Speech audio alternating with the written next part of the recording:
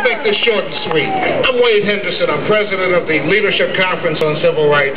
We have 200 national organizations working to advance civil and human rights in this country, working to build an America that's as good as its ideals. Now, I'm going to make this short and sweet. If there had been no First Amendment to the Constitution, there would have been no civil rights movement. It is the pictures of people struggling to achieve their rights in big cities and in little communities all over the country that shocked the conscience of the nation and helped to move us forward, because Americans didn't like what they were seeing. They know they were better than that. They want civil rights for all Americans, and they understand what it meant. So media ownership is a civil rights issue. Media diversity is a These are groups that have, and all the speakers we've been hearing from, these are folks who have the vision, they have the insight, they have the will to realize the importance of this media issue on the issues that they and their members care about most. This, the Baptist Minister Conference of Washington, D.C., they brought in a van load of ministers. We are concerned with the depictions, the images, the symbols, and the sounds that consolidated media has used to lock out our local voices. And so we come today to say that we support having diversity of media so that we can have some input in what comes into our households. We have for too long allowed others to depict images and symbols of what they think we look like from a stereotypical point of view. Those days are gone. There's a new awakening. We are awake now, and we are standing tall.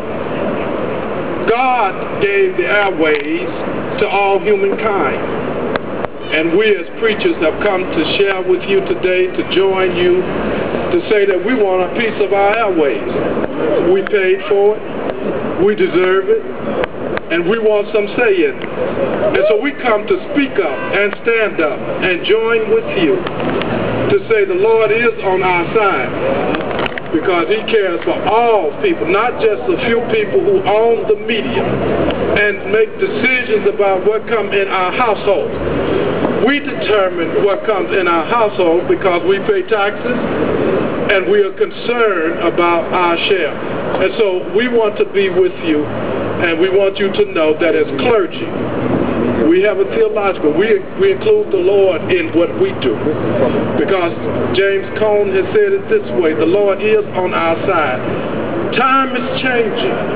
A new day is on the horizon. We've got to have social justice for all God's people. I don't care what color, I don't care what background, no matter how marginalized or disenfranchised, we come to say, God wants social justice, and it's justice that we have this consolidated media operation limited so localities can have some say about those that produce the media that comes in the household. So we're with you and look forward to supporting you. Do something about the television stations in the South, because they knew that the civil rights movement was not going to be successful. As we've been talking about here today, it is not going to be successful. No social justice movement is going to be successful if you can't get your message out. And the message is owned by only too few people. You can't get your message out. So today, 50 years later, people of the United Church of Christ are standing up for social justice, and we're active, trying to fight for people in poverty, trying to fight for people in prisons, trying to fight for the environment. And can you hear about those issues on the media today? No, you cannot. Fairness and accuracy reporting just did a study that showed that 0.4% of the national network news is talking about poverty. No wonder we have poverty in this country. Nobody can understand how we can solve the problems. They think it's just a matter of sending out some soup, and they don't understand the policies we can make it better. We have violence on our media. Too much of this media where our social justice is never going to be reality until we get the media. So around the UCC, we like to say there's going to be no social justice without media justice. So I'm glad everybody's out here. I want to stand together as people of faith all across this country, fighting for all the important social justice issues. And let's go and make sure we tell the FCC that there is no social justice without media justice. Can I hear ya? Yeah. everybody, the Media Democracy Coalition, everybody that put together this wonderful rally, taking it out to the streets. The Alliance for Community Media represents more than 3,000 public educational and government access channels that produce more than 20,000 hours of programming per week, which is more than all the broadcasters combined. They use 1.2 million volunteers a year and do the work for 250,000 community organizations, giving an outlet. But it's really not about media. It's really, all of this is really about people. And I just want to say that I have several children. I have a daughter who takes dance classes, and when her dance classes end up on public access, and she sees herself on the same television that she sees George Bush on, in her mind she's become the equal of George Bush. Probably the better.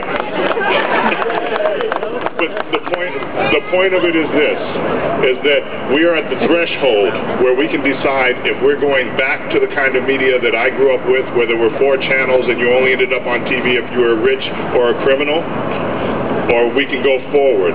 And the way to go forward is to make sure that we keep these doors open for another 10 or 15 years so that the next generation of people expect to have a voice in media, expect to be able to speak for themselves, and expect to be able to identify themselves. Now, in the meeting that Josh was talking about, they're getting ready to try to roll back the existing contracts from cable franchises.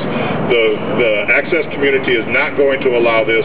We are not going quietly into the night. We are going to fight for every inch of territory. We're glad that you've come out into the streets, and we expect you never to take a step back, no matter what happens. Do not take a step back. Defend your piece of ground, and let's move forward. Thank you. Sign here, right? The work that Josh is doing at Free Press, just incredible, and it is our pleasure to be a part of it.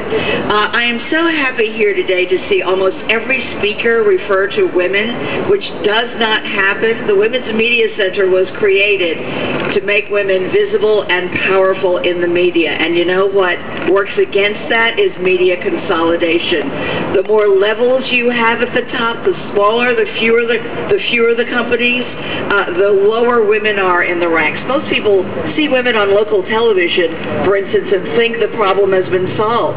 The figure that we use is 3%. Those are the positions of clout that women hold in mainstream media. Ownership, less than 3% of television and radio stations. In radio, 85 to 95% of all managers and general managers, programmers, and on-air people are men. This is in the year 2007. 85 to 95%. The question we keep asking, are these our public airwaves or not? I mean, the number of women of color that you see on television getting smaller. You can name them on one hand. What's at work here? It's media consolidation. It's the FCC seeming to want to work to create monopolies when what we really need is media where people participate. And we want you to join in this effort. You have to be with us. Your voices mean a lot. Call the FCC, express your opinion, make it be known that women and people of color have to participate in the media, and the only way we can do that is if the FCC stops making this one gigantic monopoly that is the big moguls, the big guys. There are no women of color in that big, thing that they are creating, whatever it may be. So raise your voices for women in the media, for minorities in the media, and let's move forward together. Thank you so much.